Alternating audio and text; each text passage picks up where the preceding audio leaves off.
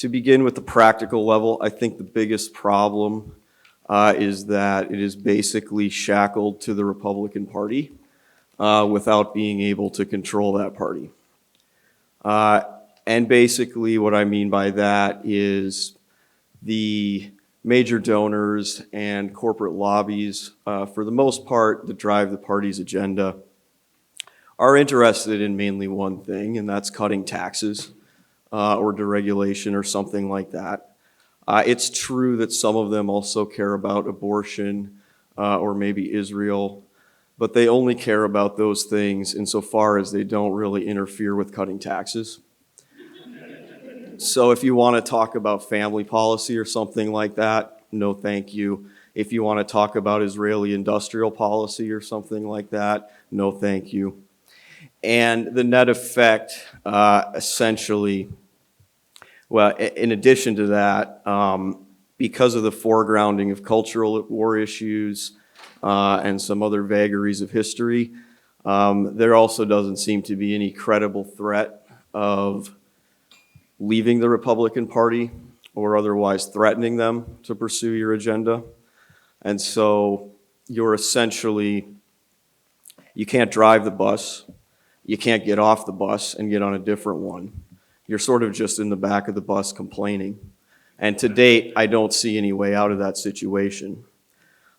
We have had a moment recently with gridlock on some major spending bills. I think the fact that nothing that could be called a sort of national conservative alternative that could essentially play a role as kingmaker on some issues of mutual concern like family policy or industrial policy, the fact that nothing even like that emerged at all does not bode well, frankly.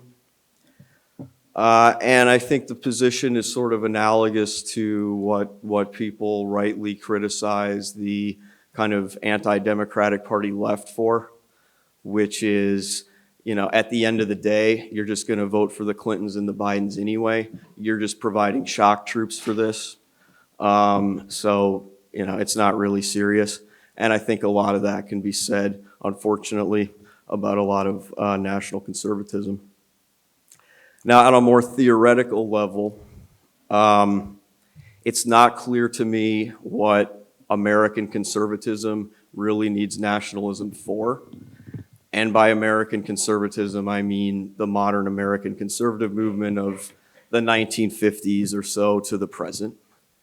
And by nationalism, I'm not referring to arcane academic debates over, I don't know, whether the Dutch revolts in the 80 Years' War were true nationalism or not, but I think you can just offer a functional definition of nationalism, which is the justification or legitimation of the national state.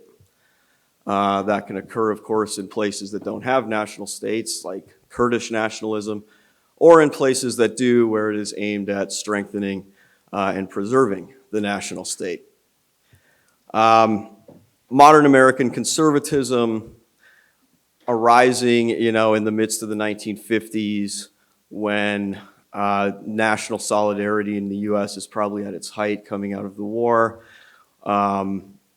You know, crime rates are very low, religious church attendance is very high, inequality is very low. I think took a lot of questions around national solidarity, either took them for granted or actually opposed them. And even today, you know, if your main goal is things like cutting taxes or dismantling the administrative state or banning abortion or opposing wokeness or opposing vaccine mandates, you don't really need nationalism for any of that.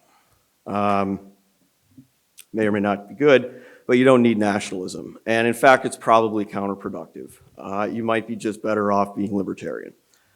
There are exceptions. I think people recognize the issues around big tech. Probably only national governments are capable of dealing with that.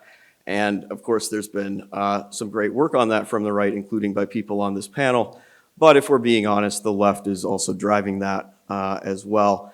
And when it comes to typical issues around defense and conventional hawkishness of that sort, again, that can be very compatible with nationalism. But in today's world, those have become sort of hypertrophied, sort of liberal interventionism, no longer grounded in reality. And when you actually start to talk about real national issues that involve, really direct involvement of the national state, the typical response you will hear, even on things like counteracting wokeness or whatever, it tends to go something like, well, that would be nice, but the reality is, like, if you give anyone power, like, the left will get control over it and they'll use that against us. And that may be true, actually, but I think if that's your position, you should probably just go home and start building your survivalist bunker. But at the very least, it's not nationalism, and that's what American conservatism is. It's in places like Israel and Hungary, things like national conservatism exist and probably make a lot of sense, or at least are coherent, whatever people think of them. In those places, you had, in living memory, very real existential questions of national survival play out, and you have a serious contingent of the elite that responds to nationalism. And you also had a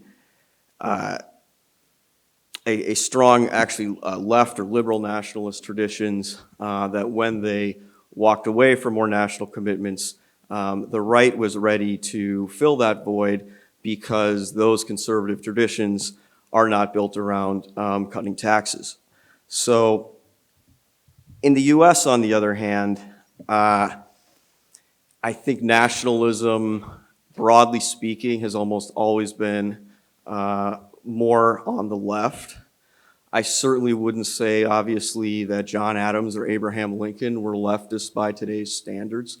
But in the context of those periods, independence to the Civil War, New Deal, Civil Rights Movement, these would probably be classified on the left side of the political spectrum if you want to force a binary on them. The exception may be the Constitutional Convention and that sort of reorganization. But again, modern American conservatism doesn't seem anywhere near capable of that. Where there is an opportunity, I think, is given that the American left, as many other national lefts, have essentially abandoned national interests, national constituencies, nationalism in general, for a sort of utopian universalism and extreme confessional moralism. This does create an opportunity for something to reclaim those issues and rebuild around areas of national interest and offer a nationalism that transcends the conventional partisan categories. But so far it doesn't seem to have emerged. And I think in practice, if nationalism is going to reemerge in the United States, it will probably occur if the left is able to abandon its sort of empire-induced utopian universalism, and if a modern American conservatism of the 50s through the present is essentially abandoned or defeated.